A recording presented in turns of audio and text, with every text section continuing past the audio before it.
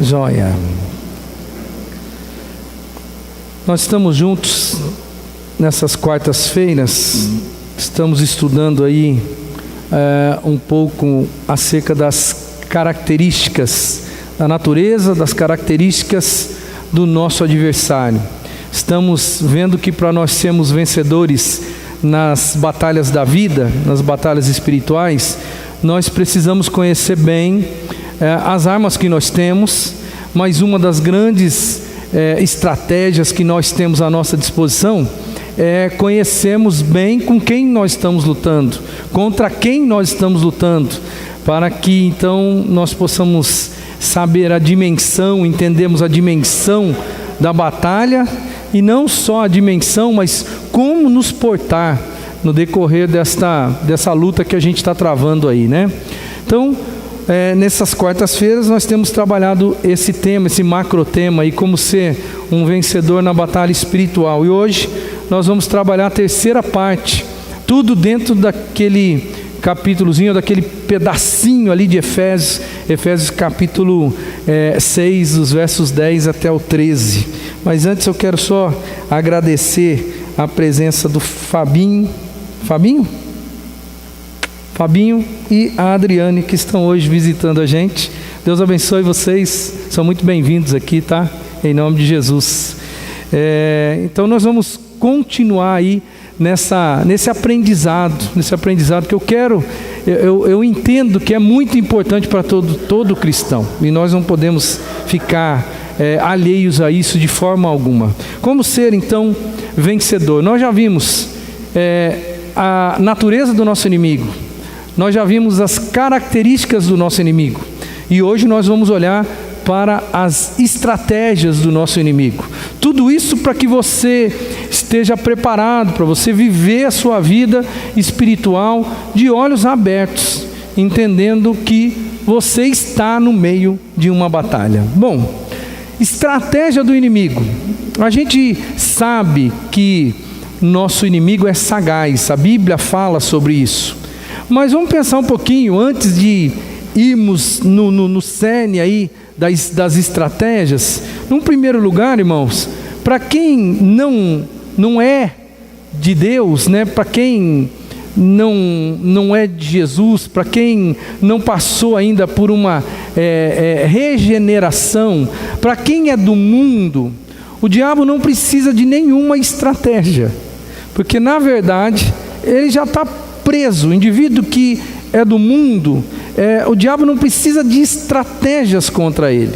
Veja bem, Efésios capítulo 2, os versos 1 e 3, vai corroborar a ideia de que para quem já é do inimigo, não há necessidade de estratégia alguma, porque eles já estão reclusos, já estão presos, já estão dominados. Então não existe uma estratégia, se é que eu posso assim dizer, para o nosso adversário trabalhar contra o mundo perdido. A Bíblia diz o seguinte, Efésios 2, 1 até o 3: vocês estavam mortos em suas transgressões e pecados, nos quais costumavam viver quando seguiam a presente ordem deste mundo e o príncipe do poder do ar, o espírito que agora está atuando nos que vivem na desobediência. Anteriormente, todos nós também vivíamos entre eles, satisfazendo as vontades da nossa carne, seguindo seus desejos e pensamentos. Como os outros, éramos por natureza merecedores da ira.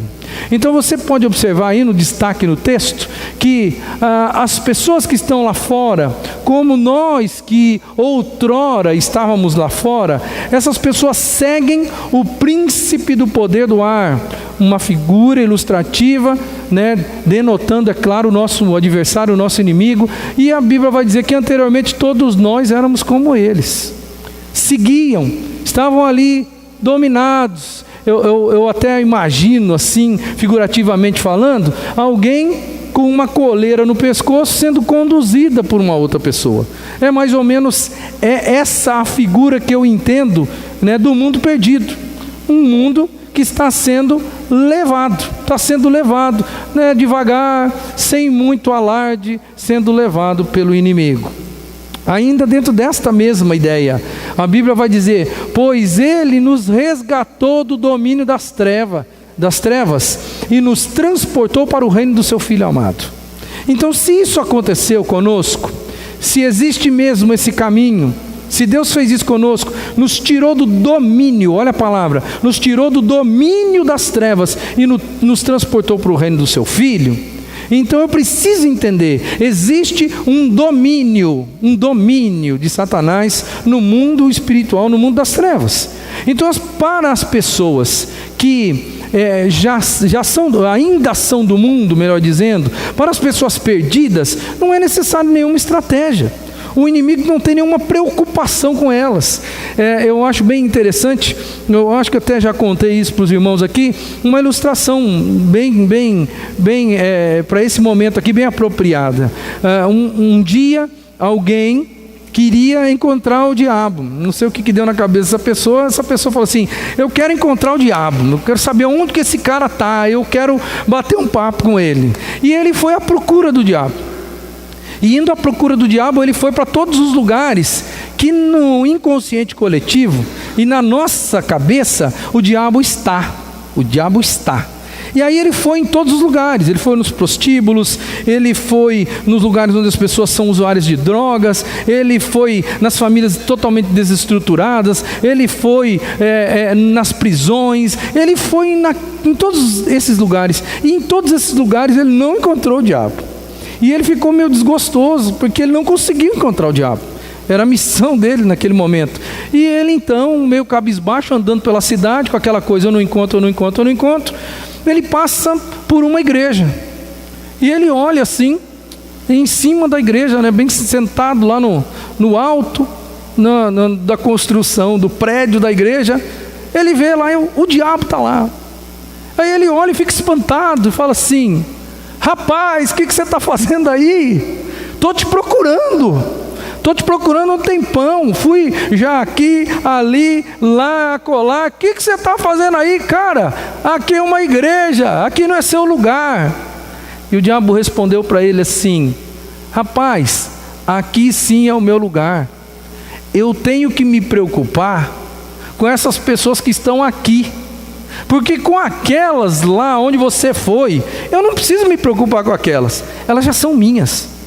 Eu preciso batalhar e guerrear contra essas pessoas que estão aqui dentro, porque são essas que me causam transtorno, são essas que acabam trazendo revés para o meu reino. Então é aqui que eu tenho que ficar. Então a ideia aqui que eu quero passar para você nesse primeiro momento é: não precisa de estratégia diabólica, satânica, para quem ou contra quem já é dele, contra quem já está nas mãos. O diabo vai usar suas armas mais poderosas, o diabo vai usar suas ciladas mais ardilosas contra você, meu querido. E sou eu e você que temos que abrir o olho, porque a Bíblia diz que ele está preocupado com a gente. Ele quer nos destruir. É por isso que o apóstolo vai mais uma vez dizer em Efésios 6: olha, fiquem espertos, se revistam de armadura, porque vocês estão numa batalha. Eu acho que é até bom nós irmos mais uma vez para o nosso texto base, para que fique bem vívido, né? Efésios capítulo 6, para que fique bem vívido na sua mente aquilo que nós estamos trabalhando nessas quartas-feiras. Efésios capítulo 6, dos versos 10 até o verso 13. Só para deixar evidente para você que é você quem ameaça o inferno, e por ser você quem ameaça o inferno, você está em guerra. A Bíblia não diz, né? Jesus falou: eu vou instaurar a minha igreja, e as portas do inferno não vão prevalecer contra a igreja, a minha igreja. Então a ideia é que a igreja é quem saqueia o inferno, e não o contrário. Às vezes muitos crentes têm uma ideia meio equivocada disso, de que é o inferno que vem até nós, tentando nos tirar daqui. Não, ele só não quer, o inferno, o diabo, as suas hostes, só não quer que nós estejamos indo até as portas do inferno e saqueando o inferno. Ele tenta fazer com que a igreja fique inoperante, impotente, que ela não faça a obra que Jesus disse que ela ia fazer. Esta é a minha igreja, eu vou instaurar a minha igreja, e as portas do inferno não vão prevalecer contra ela. Ou seja, é você, querido, indo às portas do inferno, metendo os pés na porta do inferno, e resgatando vidas de lá, e trazendo para a luz, trazendo para a glória. Esse é o papel da igreja. Se não fosse este, Jesus haveria de dizer: não é este o papel da igreja. Mas ele disse: eu vou instituir, eu vou instaurar a minha igreja, e as portas do inferno não vão prevalecer contra a minha igreja. Engraçado, gente, que Deus deu para nós essa tarefa. Por isso que eu sou arminiano, por isso que eu creio no livre-arbítrio, porque a Bíblia diz que a igreja tem papel preponderante nesse processo. Caso se não fosse assim, Jesus não teria dito esta palavra com esta conotação que ele disse. A igreja é quem ameaça o inferno. Mas o apóstolo Paulo vem dizer para a gente: olha, porque você é uma ameaça ao inferno, você é alvo. E sendo alvo, você precisa se preparar. Abre o olho para onde você está. Preste atenção aonde você está inserido. E se prepare, porque não é mole. Não é mole. Vamos ler mais uma vez, Efésios 6, 10 a 13. Finalmente, fortaleçam no Senhor e no seu forte poder. Vistam toda a armadura de Deus para poderem ficar firmes contra as ciladas do diabo. Pois a nossa luta não é contra seres humanos, mas contra os poderes e autoridades, contra os dominadores deste mundo de trevas, contra as forças espirituais do mal nas regiões celestiais. Por isso, vistam toda a armadura de Deus, para que possam resistir no dia mau e permanecer inabaláveis depois de terem feito tudo. Eu espero, em nome de Jesus, a gente já está lendo, há 3 quartas-feiras seguidas nós estamos lendo esse texto, e eu espero que cada vez mais você possa compreender a verdade que o apóstolo Paulo está querendo trazer para a gente, que nós estamos inseridos num campo de batalha espiritual. Então, vamos à proposta de hoje, as estratégias do inimigo. Quais são as estratégias do inimigo?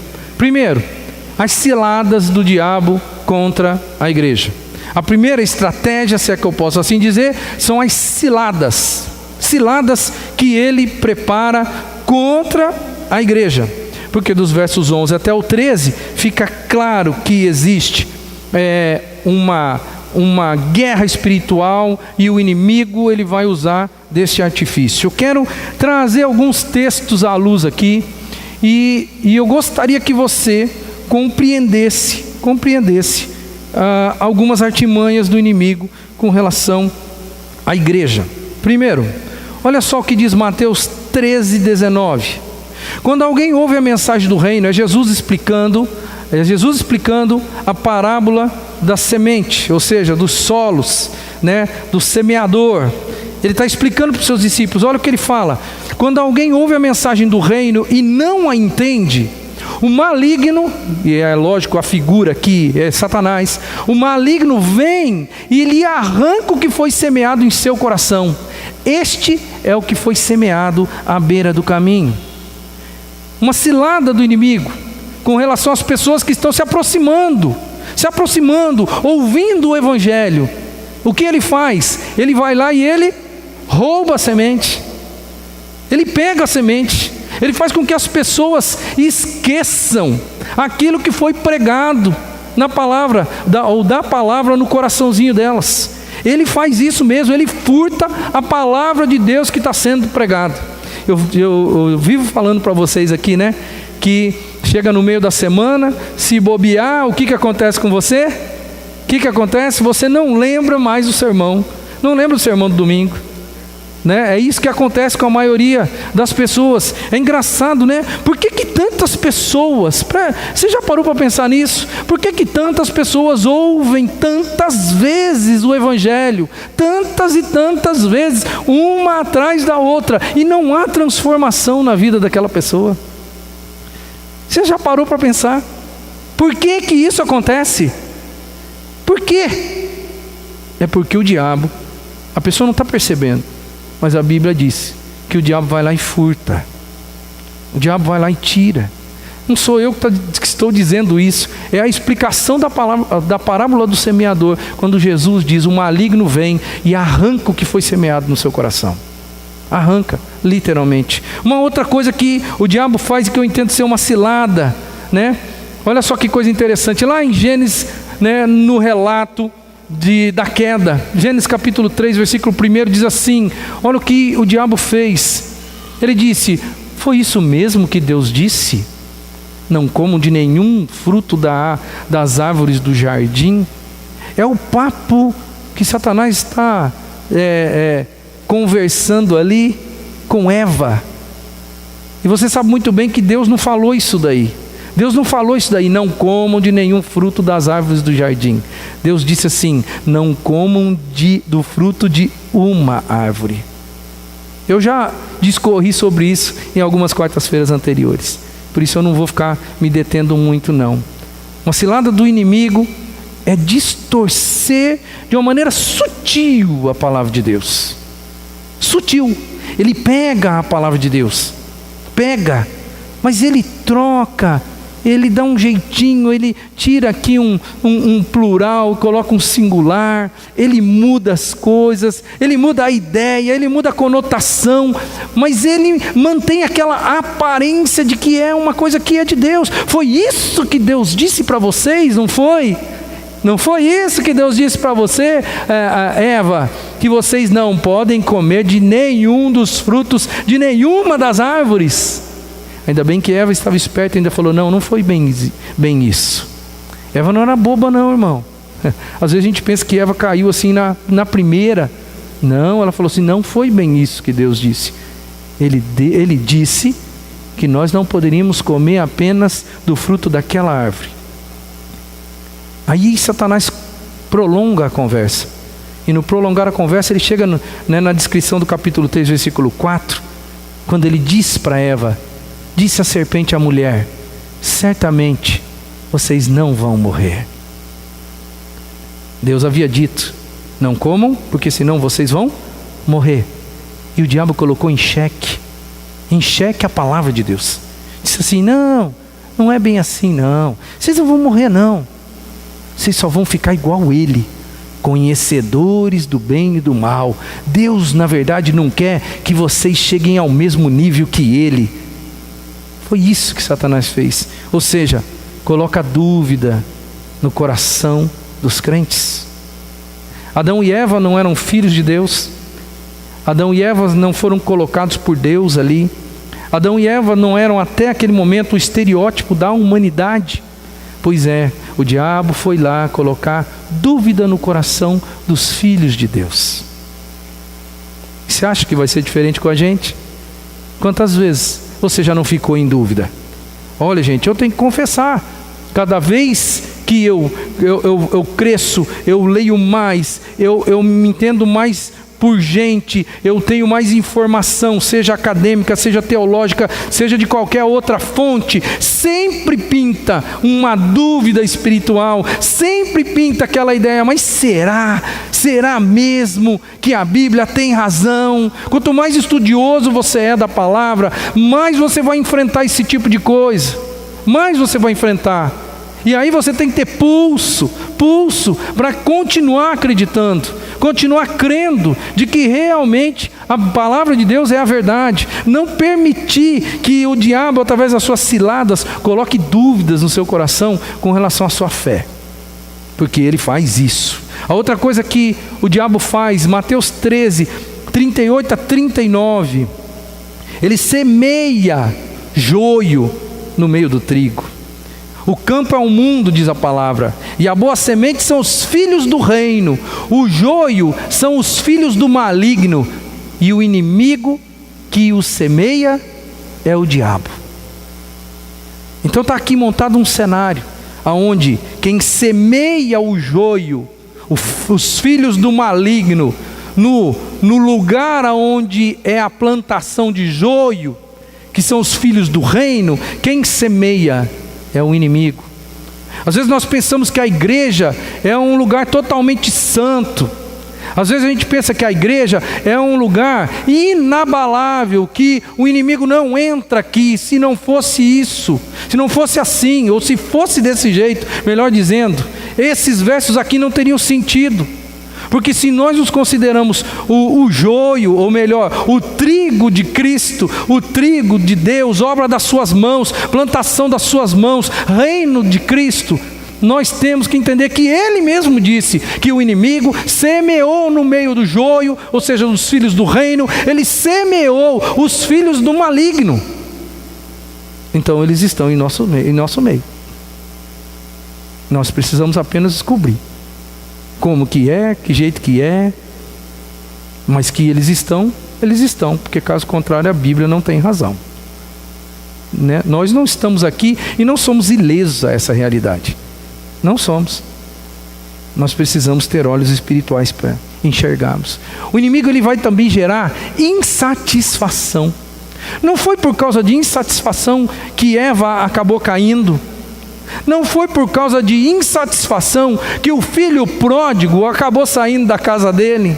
Não foi por insatisfação que Ananias e Safira mentiram e roubaram o Espírito Santo de Deus, mentiram ao Espírito Santo de Deus e roubaram a igreja do Senhor. Não foi insatisfação, irmão.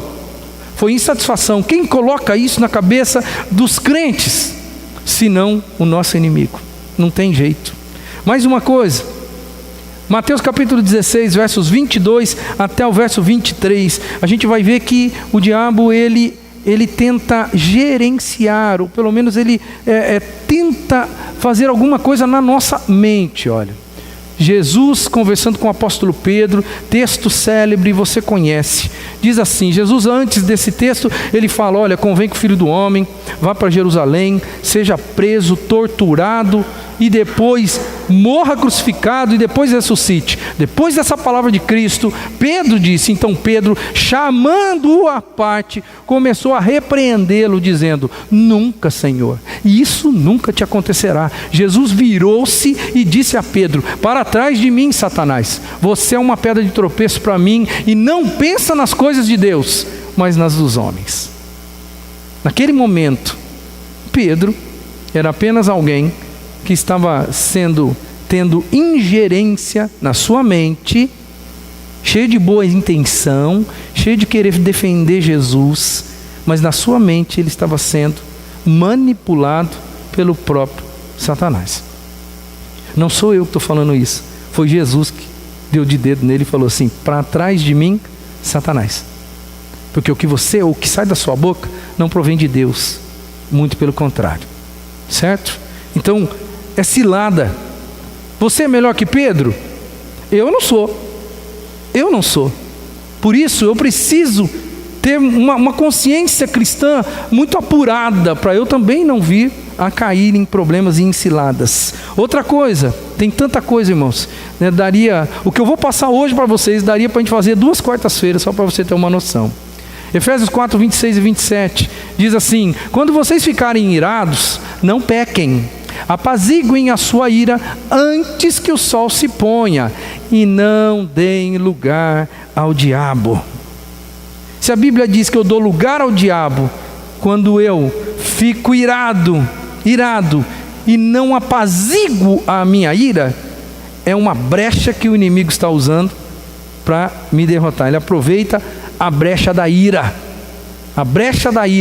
para me derrotar e fazer de mim uma pessoa amargurada. Mais um texto, Atos 5:3 diz assim, então perguntou Pedro, Ananias, como você permitiu que Satanás enchesse seu coração, a ponto de você mentir ao Espírito Santo e guardar para si uma parte do dinheiro que recebeu pela propriedade? Como você permitiu que Satanás enchesse o seu coração? O apóstolo Pedro disse, ele engana.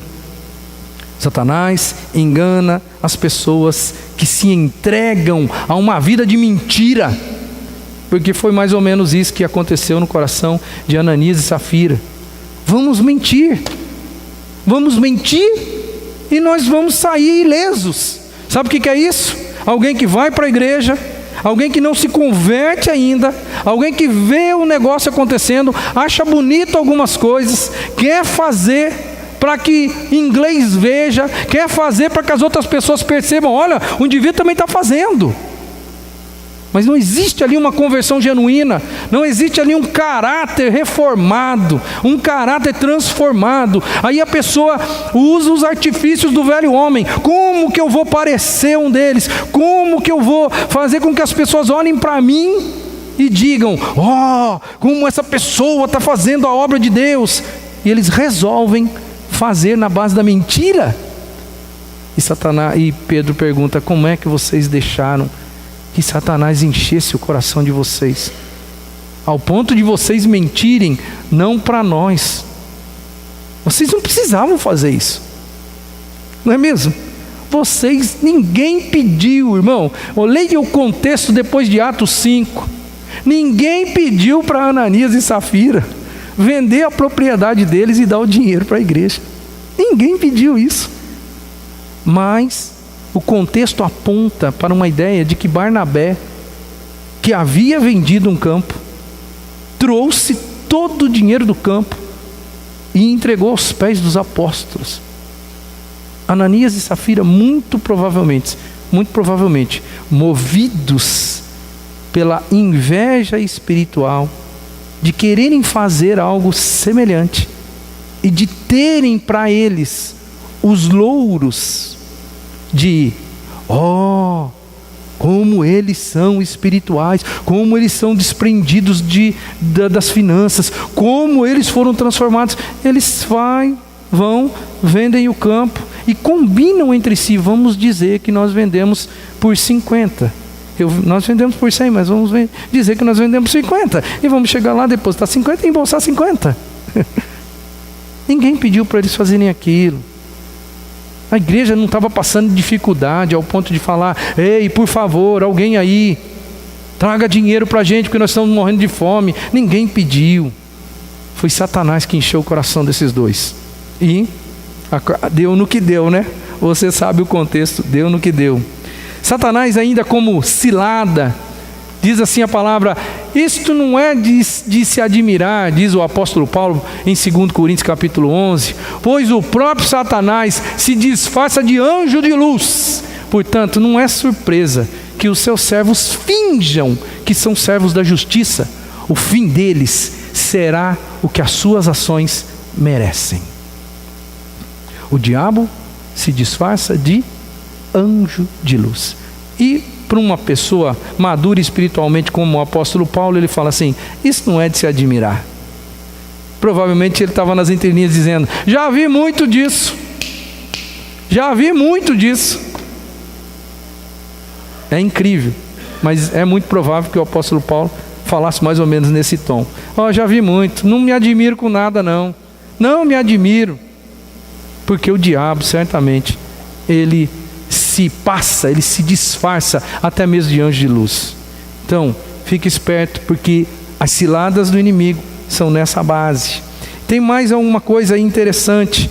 1 Tessalonicenses 2,18 diz assim, quisemos visitá-los, mais uma vez o apóstolo Paulo nos ensinando, eu mesmo, Paulo, o quis, e não apenas uma vez, mas 2, Satanás, porém, nos impediu. De alguma forma, o apóstolo Paulo entendeu que nessas 2 possíveis tentativas não foi possível, não por uma causa natural, mas por uma causa sobrenatural. É por isso que ele atribui isso a Satanás. Porque se fosse uma causa natural, talvez ele diria de uma outra forma. Mas ele foi categórico em dizer, então o diabo, meu irmão, ele resiste ao avanço da obra missionária, porque isso aqui tem a ver com obra missionária. O apóstolo Paulo querendo ir para determinado lugar, mas não dá para ir. E ele tem a percepção espiritual de dizer, olha, Satanás está resistindo a nós e a gente ainda não conseguiu. Graças ao Senhor que um dia ele conseguiu. O apóstolo Paulo conseguiu, porque Satanás não tem poder para deter a igreja de Cristo. Mas é fato que ele vai resistir. E por último, dentro dessa ideia de ciladas do inimigo, 2 Tessalonicenses 2,9 diz assim, a vinda deste perverso é segundo a ação de Satanás, com todo o poder, com sinais e com maravilhas enganadoras. Aqui a gente vê talvez o ápice, os falsos milagres que a Bíblia atribui ao próprio Satanás. A ação de Satanás com sinais e com maravilhas enganadoras.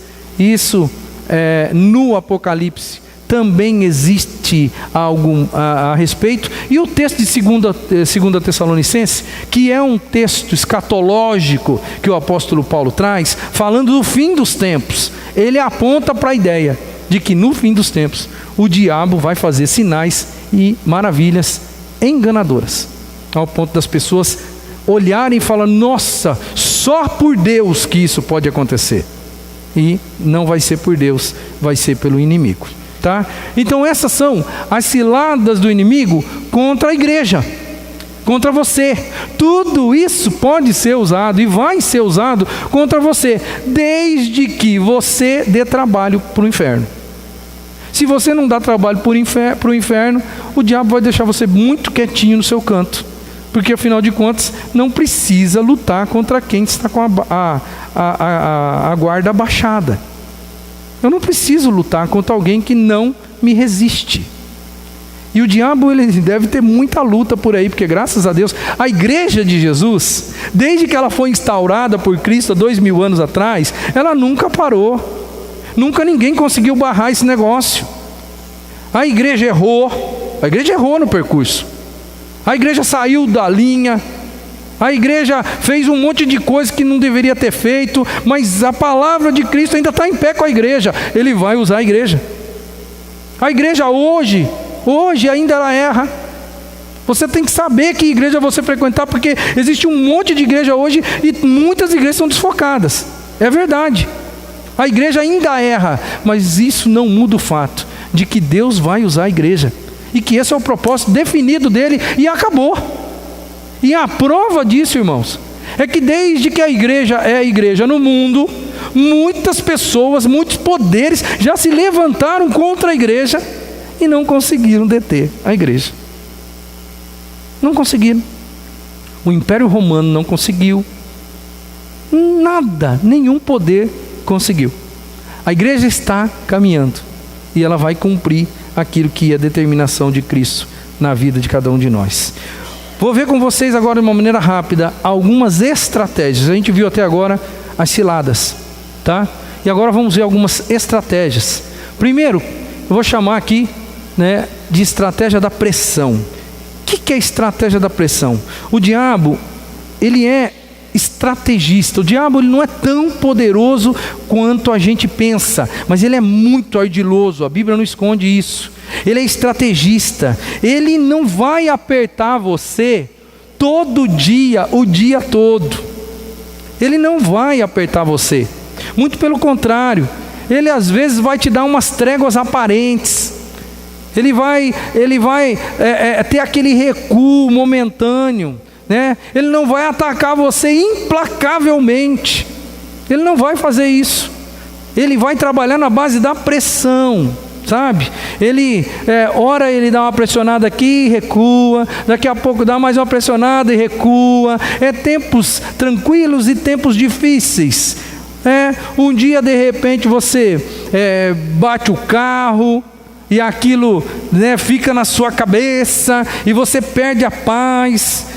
É o ladrão que entra na sua casa. As estratégias são muito grandes para tirar a sua paz. Sabe por quê? Porque o diabo sabe muito bem uma coisa, que nós somos muito fraquinhos. Muito fraquinhos, porque quando acontece uma coisa ruim com a gente briga com Deus. Quando acontece alguma coisa ruim com a gente fala assim: cadê Deus que não me protegeu? Cara, por que Deus permitiu esse negócio? Por que Deus deixou que isso acontecesse? E o diabo, ele sabe. E ele pressiona um pouco aqui, aí você fica para baixo. Quanto mais você fica para baixo, mais ele vai transformando sua vida no inferno. Porque hoje ele te tira a paciência por causa de uma situação, amanhã ele te tira a paz por causa de outra, e depois vai indo. Ele vai pressionando. Até o dia que de repente ele pressiona tanto e tanto e tanto, que você está tão exausto, tão cansado, tão abalado espiritualmente, que às vezes por causa da pressão, você espana. Você espana, perde a cabeça.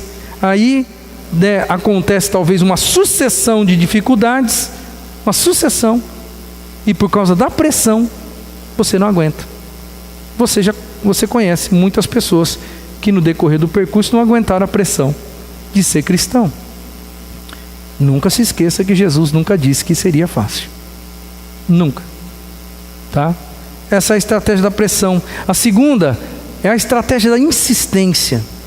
Apesar de ser derrotado, a despeito do inimigo ser um ser derrotado já, porque isso já está instaurado, já está na palavra, o diabo, ele não desiste de lutar. Sabe aquele cara que já perdeu, já sabe que perdeu, mas mesmo assim ele quer fazer o máximo possível para estragar a sua vida? É mais ou menos isso que é o nosso adversário. Não há um momento mais perigoso na nossa vida do que depois das nossas grandes vitórias. Por quê? Porque a gente pensa que o inimigo vai parar de encher o saco. Sabe, lembra do Elias? Lembra do Elias no Monte Carmelo? O Elias no Monte Carmelo, ele fez fogo descer do céu, Pediu a Deus, a glória de Deus foi manifesta. E eu acho que o Elias, naquele momento, ele pensou assim, agora, Baal, Astarote, todos os ídolos dos cananeus foram derrotados à vista de todo mundo. Eu venci, Deus venceu, e agora não vai ter mais pressão. Acabaram-se os meus problemas. Depois de uma grande vitória, Jezabel manda um recado para ele: olha, que os deuses me matem se até amanhã eu não fizer o que você fez com os meus sacerdotes de Baal e de Astarote. Elias pensou que a pressão tinha acabado. Ele não imaginou que o diabo não para de lutar. Então cuidado, às vezes você está aí comemorando grandes vitórias espirituais e talvez você está tão desligadão pensando assim, agora acabou, não? Agora o diabo não tem mais vez comigo, porque eu estou num ápice, eu estou aqui num ápice espiritual que ele nem chega. Meu amigo, você pode ter certeza que de alguma forma ele vai continuar insistindo. Tem um texto aqui que eu acho interessantíssimo. Isso aconteceu com Jesus. Lucas 4,13. Tendo terminado todas essas tentações, o diabo o deixou até ocasião oportuna. As tentações de Jesus lá, transforma aí pedra em pão, se joga aí do pináculo do templo, e Jesus respondendo na palavra, tal. E aí o diabo viu que não conseguiu ganhar a batalha. Aí vem o texto dizendo, tendo terminado todas essas tentações, o diabo o deixou para sempre. O diabo o deixou até a ocasião oportuna. Vai haver uma outra oportunidade e eu vou estar por perto. Se Jesus viveu esse drama, irmão, você acha que eu e você estamos ilesos? Nós não estamos. Os nossos olhos têm que estar muito abertos, porque nós temos que entender que existem estratégias do diabo contra nós, e esta é a estratégia da insistência. Ele vai ficar no nosso pé até o final. Olha, se você pegar algumas histórias do Velho Testamento, vamos pegar aí a história de Sansão. Sansão, ele foi, durante um período muito grande, ele foi tentado. E o que aconteceu? Num determinado momento, ele deu uma bobeada, e o que aconteceu? Caiu. Davi, homem segundo o coração de Deus, um cara que o diabo tentou daqui, tentou de lá, poderia trabalhar com orgulho, poderia trabalhar com poder, não deu certo, poderia trabalhar com isso, tal, até que descobriu uma maneira: a sexualidade. E aí o que aconteceu? De tanto insistir, o diabo num momento conseguiu. Pessoas, Sansão e Davi, foram grandes vitoriosos no meio do povo. Foram pessoas aclamadas no meio do povo. Alguém disse com muita propriedade que Sansão, de uma maneira muito especial, se ele fosse um personagem vitorioso do começo ao fim, ele seria lembrado hoje como Moisés é lembrado. Como Moisés. Porque ele era praticamente o super-herói do povo judeu. No entanto, o fim dele foi amargo e foi trágico. Por quê? Porque cedeu às insistências de Satanás. Quarta estratégia, a estratégia dos falsos evangelhos. Evangelho é boa notícia, não esqueça disso, tá? Evangelho, no grego, evangelos, é boa notícia. A estratégia do inimigo das falsas boas notícias. Quando você olha para o Espiritismo, por exemplo, que aparentemente é uma religião, se é que eu posso assim dizer, que coberta de piedade, maquiada de amor, porque o lema do Espiritismo é mais ou menos assim: só o amor nos leva e nos eleva para a glória de Deus. É uma coisa meio maquiada. Só o amor, só a caridade, só fazer o bem. É uma boa notícia ou não é fazer o bem? É, mas é uma falsa notícia.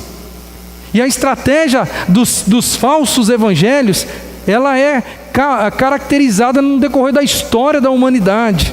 E hoje a gente está vivendo essa e outras tantas.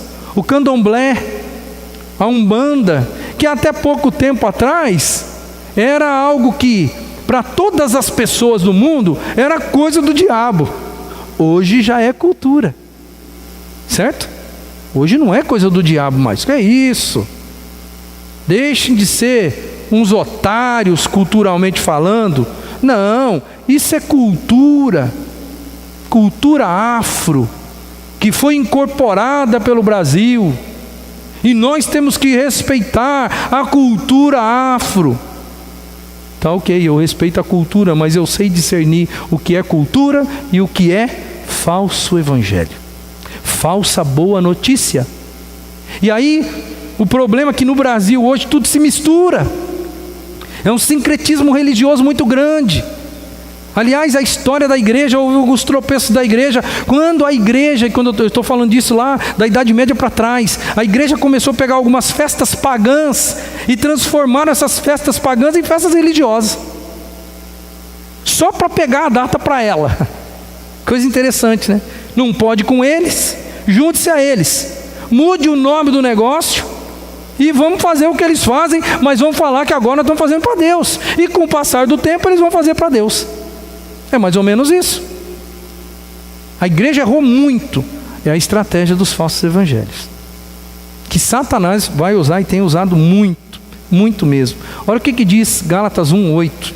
Mas ainda que nós, ele se inclui, ainda que nós, ou um anjo do céu, pregue um evangelho diferente daquele que lhes pregamos, que seja amaldiçoado. Uma linguagem bíblica mais antiga, que seja anátema, algo maldito diante de Deus. Olha que o apóstolo Paulo é um cara muito, quanto mais eu leio esse cara, mais eu admiro ele. Ele fala assim: olha, mesmo que nós, se eu um dia chegar aqui e começar a pregar uma besteira, né? Se eu começar a falar outro evangelho, que eu seja amaldiçoado, porque isso não é certo. Nós ou um anjo do céu, se um anjo do céu, isso é um negócio muito difícil, porque se um anjo do céu descesse aqui no nosso meio hoje e falasse algumas coisas para nós, nós íamos falar assim: nossa, né, Deus seja louvado, nossa igreja foi visitada por um mensageiro do Senhor, e tudo que ele fala certamente vem de Deus. E o apóstolo Paulo fala: fique esperto, porque o diabo pode se disfarçar de anjo de Deus. Fique esperto, porque os falsos evangelhos podem vir até mesmo por anjos dos céus. Se a gente for analisar, tem um monte de gente na Bíblia que estava meio desfocado com relação à palavra de Deus, e tinha na cabeça dela um evangelho diferente. Quando o jovem rico chega para Jesus, né, ele não fala lá para Cristo: o que farei de bom para herdar a vida eterna? Se você observar, ele tem uma teologia furada, ele tem uma teologia errada. O que eu farei? O que eu tenho que fazer para ganhar em troca a vida eterna? Isso não é graça, mas parece soa bem, soa como alguém que está disposto a fazer algo, soa como alguém predisposto em fazer a vontade. Ele estava na fonte, ele estava no caminho certo, ele foi atrás de Jesus e chega lá, mas ele chega com uma teologia errada. É por isso que eu digo, existem evangelhos, boas notícias na cabeça de cada uma das pessoas.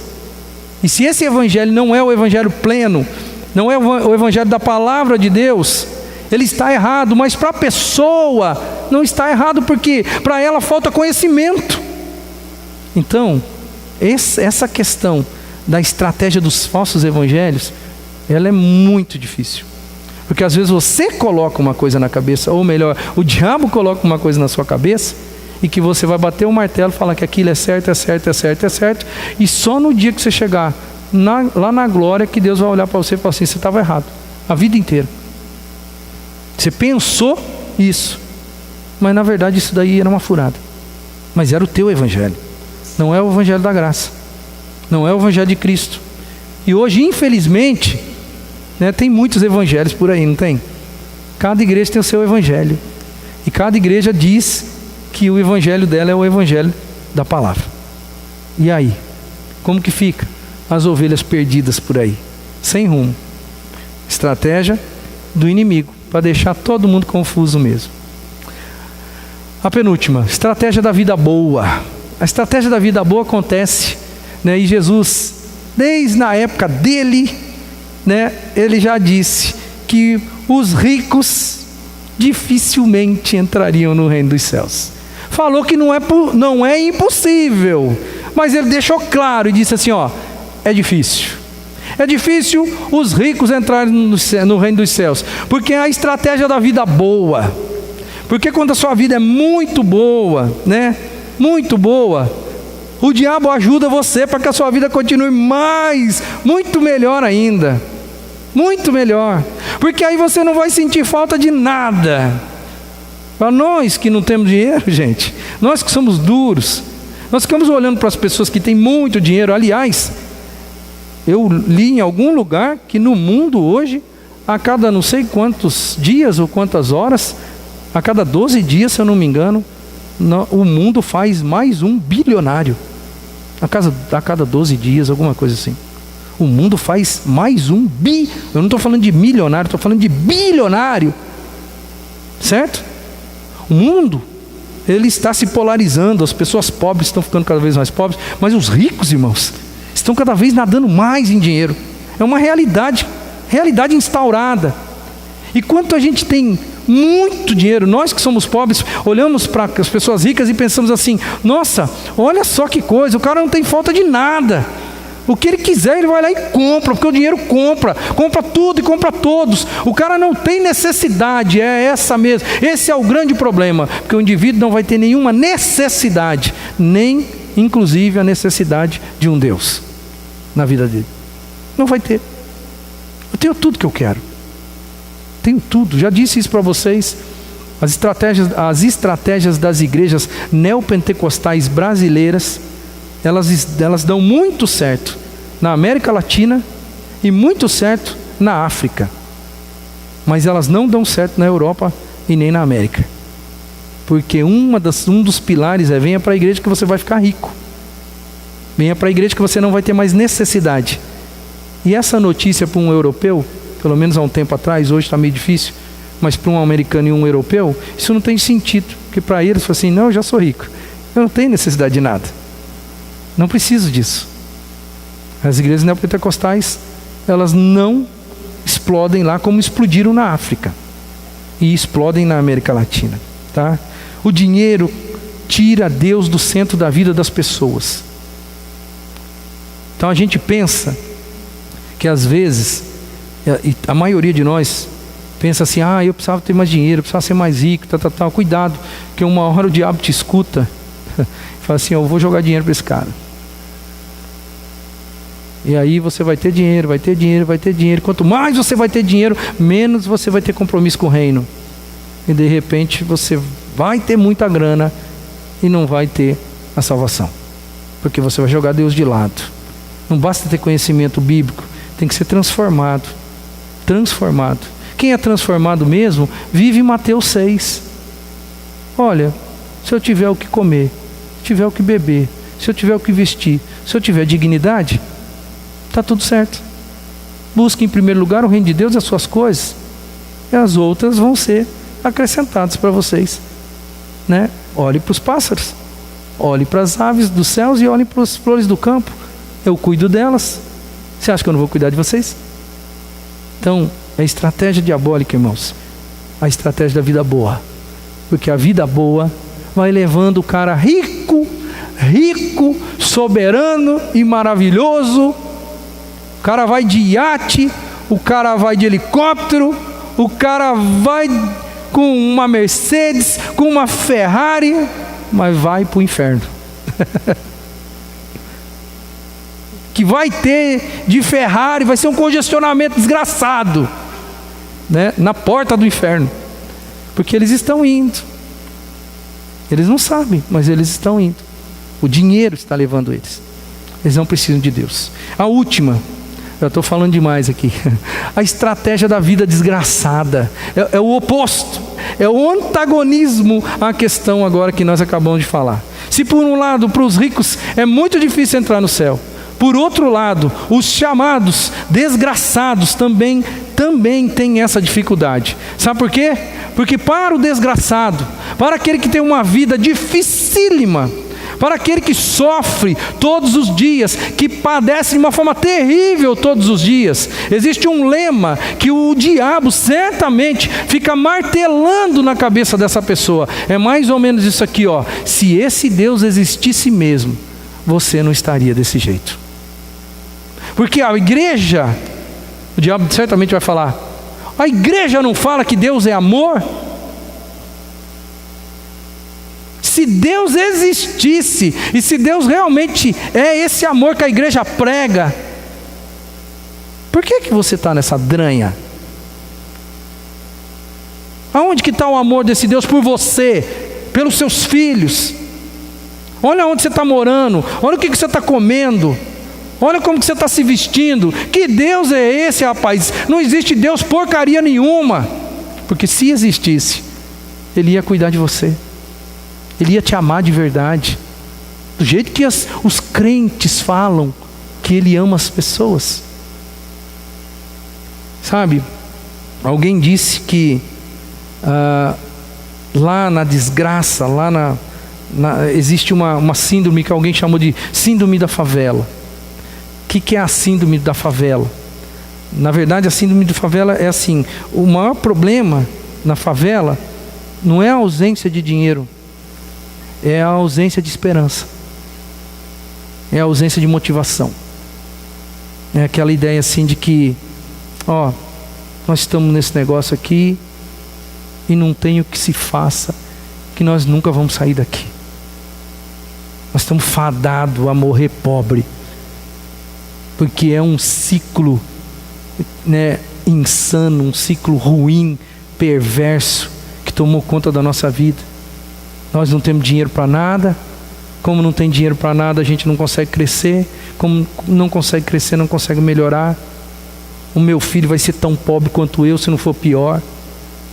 Então a síndrome da favela, ela é mais ou menos assim. Não é que é o dinheiro que faz a diferença, é que as pessoas não têm mais esperança no coração. E quem não tem esperança, não tem motivação, não luta por nada. Não é mesmo? Quem perde a motivação, não luta por nada. Irmãos, o meu pai foi um trabalhador braçal, que dependeu na sua vida do seu próprio suor, saiu de casa aos 19 anos, sem nunca ganhar um salário, mesmo trabalhando, porque dava o salário dele até os 19 anos, 20 anos dava para o meu avô. saiu de casa com uma mão na frente e outra atrás, e não tinha nenhum lugar para morar. O meu pai, ele só não perdeu uma coisa na vida: a motivação e a esperança de que um dia ele poderia ser uma pessoa melhor. E hoje ele é. Ele não é rico, mas ele tem muito mais do que quando ele começou a vida dele. Muito mais, porque ele não perdeu a esperança, a motivação.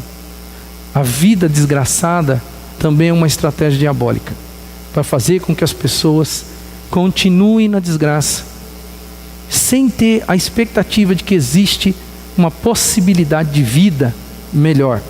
E eu não estou falando só de vida terrena melhor, uma vida na glória, irmãos. Porque na cabeça desse povo, talvez o diabo fica falando assim, ó: nem Deus resolve seu problema, filho. Nem Deus. Essa vida sua não vai melhorar. E aí, a pessoa nem buscar a Deus, ela não busca. Não busca. Ela não vai orar, porque na cabeça dela ela pensa: se Deus fosse fazer alguma coisa por mim, eu já teria feito. Porque do jeito que eu estou sofrendo, Ele já teria feito. Cuidado, são estratégias. Estratégias do nosso inimigo contra a igreja. Semana que vem, nós vamos encerrar esse ciclo, né? Nós já falamos 3 quartas-feiras sobre o nosso inimigo, e na semana que vem a gente vai fechar com como vencer. Como vencer a natureza do inimigo, as características e as estratégias dele, como nós vamos ter vitórias em cima do nosso adversário. Isso na próxima quarta-feira nós vamos trabalhar juntos aqui, tá? Vamos orar, vamos encerrar o nosso culto. Quero agradecer mais uma vez o Fabinho e a Adriane por estarem conosco hoje, que estão nos visitando. Espero que tenha sido abençoado para a vida de vocês. Para nós a presença de vocês foi certamente, tá? Vamos orar e vamos encerrar. Senhor, eu quero te agradecer pela tua palavra. Peço em nome de Jesus que o Senhor nos ajude a compreender tudo aquilo que foi nos informado hoje, que esses versículos entrem no nosso coração, na nossa mente, e que eles produzam transformação, que nós sejamos sóbrios, vigilantes, entendendo, Senhor, que nós estamos de verdade mesmo travando uma batalha espiritual que não se vê, mas é uma batalha que o Senhor disse para nós e nos orientou, não só da existência, mas nos orientou de como nós deveríamos proceder para vencermos todas essas situações. Nos ajuda, Senhor, tem misericórdia de nós. O Senhor sabe que todos nós aqui, indistintamente falando, todos nós aqui somos fracos, somos falhos, dependemos do Senhor. Nos ajuda, nos revestimos de toda a autoridade que vem dos céus e da armadura do Senhor que o Senhor nos propõe. Nos ajuda porque o Senhor sabe muito bem que cada um de nós aqui tem o seu ponto fraco, cada um de nós aqui é alvo e é alvo estratégico do nosso inimigo. Nós já aprendemos isso e nós precisamos da tua graça, precisamos do Senhor para nos mantermos de pé. Toda honra, toda glória sejam dadas ao teu nome, Senhor. Muito obrigado pelo dia, muito obrigado por tudo que o Senhor fez por nós hoje, muito obrigado pelo nosso dia de amanhã. Conduza-nos, Senhor, nos orienta, nos mostra a tua vontade na nossa vida. Nós te agradecemos por tudo em nome de Jesus. Amém e amém. Assim estamos encerrados. Que Deus abençoe a todos os irmãos.